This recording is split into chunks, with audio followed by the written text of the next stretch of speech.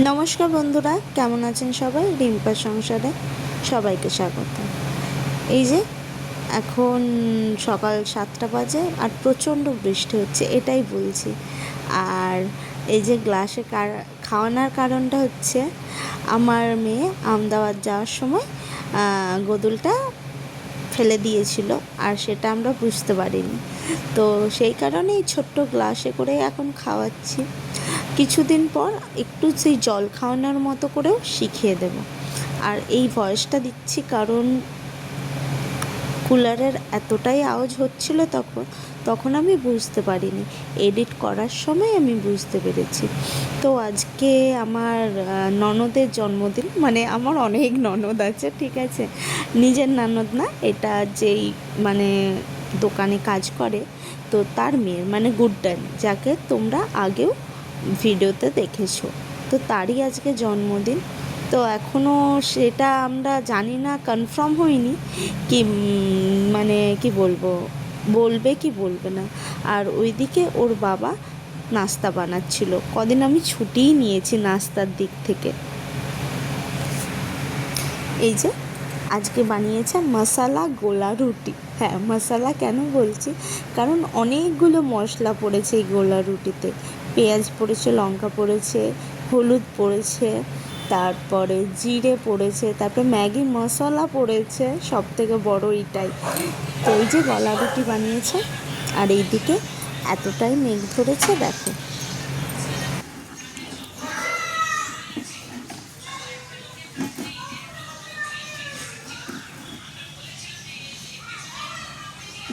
মানু মানু ও মানু,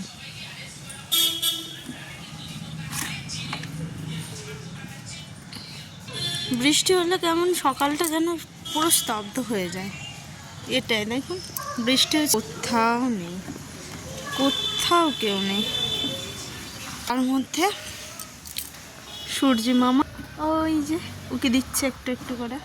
যাই হোক, আমার ধোয়া হয়ে গেছে, ও যখন পুরোপুরি বেরোবে মামা তখন আমি মেলবো সব। আর এখানে বৃষ্টিতে ছাদ ভিজে, কিন্তু এই যে দেখো,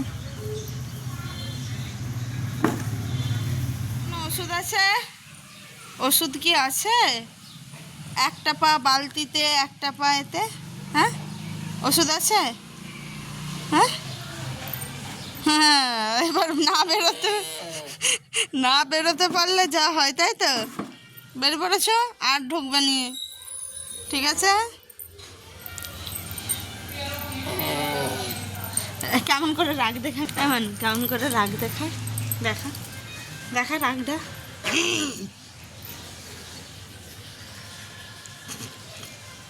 দেখা রাগটা।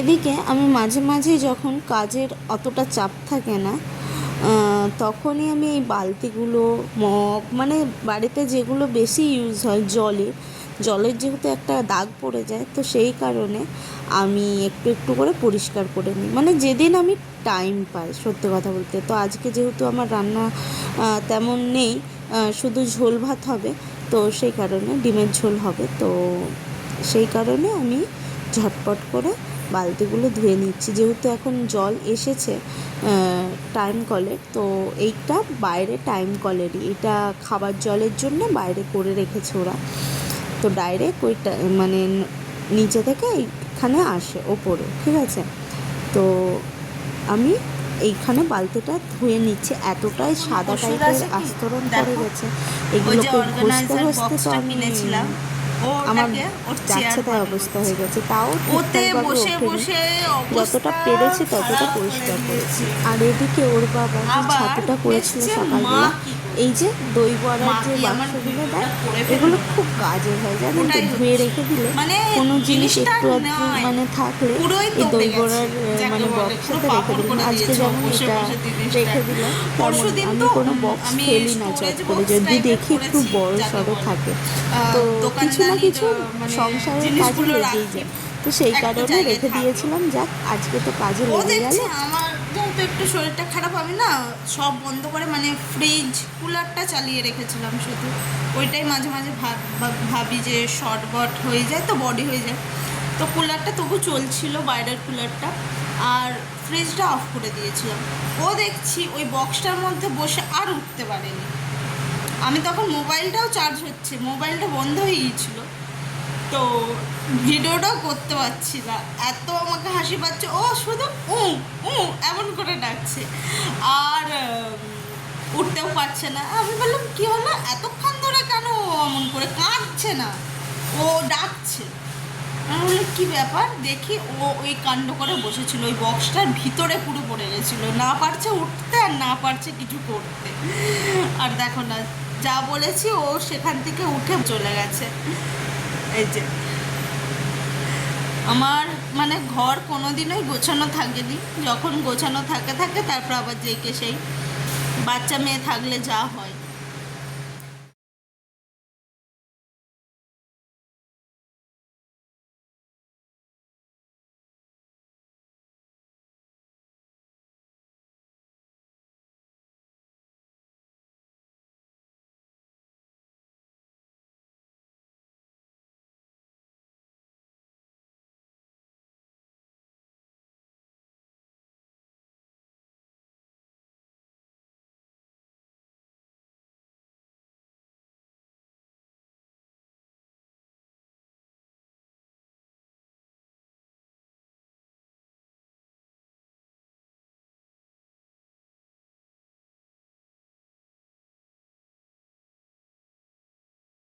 আর এদিকে আন্টির বাড়ি চলে গেছি গুড্ডানের জন্মদিনের জন্য। কি আমার কাজ আমি লেগে পড়েছি, বাড়িতে মোটামুটি যা ছিল তাই দিয়েই করছি। এই ট্রুটি ফ্রুটিগুলো ওদের বাড়িতেই ছিল, ঠিক আছে, কোনো কিছু একটা কেনা আনা হয়নি, শুধু চকলেটগুলো ছাড়া।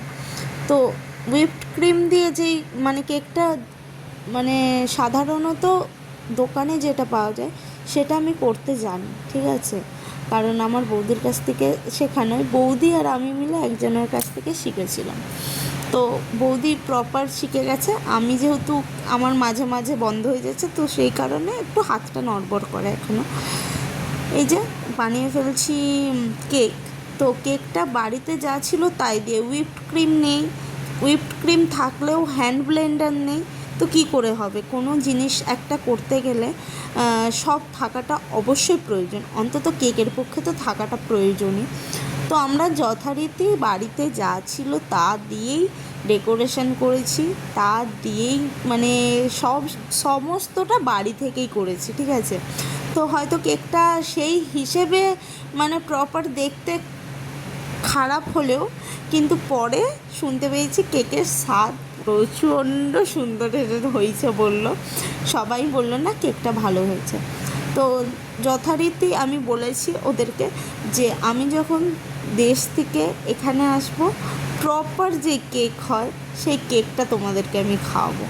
তো যেহেতু আমার দাদা, মানে আমার দাদা বলতে এই গুড্ডানের দাদা, আমি তাকে দাদাই বলি, কিন্তু সম্পর্কে আমার ভাই হবে, তো তাকে আমি বলেছি আমি তোমাকে কেক খাইয়ে ছাড়বো, ঠিক আছে, সে প্রপারওয়ালা কেক। তো বলেছে ঠিক আছে। তো এইদিকে আমরা কেক বানাতে বসিয়ে দিয়েছি, বেশি কিছু আজকে হবে না, হবে শুধু রাজমা আর তোমার এইদিকে আলুর সবজি একটা হবে। তো এইটা দেখো আমি হাতেই বানিয়েছি, অরিও বিস্কিট ছিল না, তো অরিও বিস্কিটের ক্রিম দিয়েই চেষ্টা করেছি যতটা পেরেছি।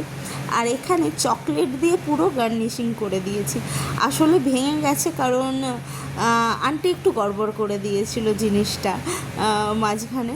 তো এইদিকে সন্ধ্যা হয়ে গেছে, আমি রুটি সেঁকছি কারণ মেয়েকে যেহেতু রুটি খাওয়াবো, তো আমি একটা তোমার আলাদা করে রুটি বানিয়ে তোমার কি বলে দুধে ভিজিয়ে দিচ্ছি, কারণ তারপরে যখন সবাই চলে আসবে তখন আর মানুর খাবারটা আলাদাভাবে তৈরি করা যাবে না। তো তার এইদিকে যথারীতি টিভি দেখছে, আর সেটাও আমার মেয়ের খাবার যেমন রাজমা তেমনই হচ্ছে। তো রান্না তো সাদামাটাই হয়েছিল, কিন্তু বাঙালিদের যদি এই জন্মদিন হয় কত কি হয় বলুন, কিন্তু এদের এইসব না।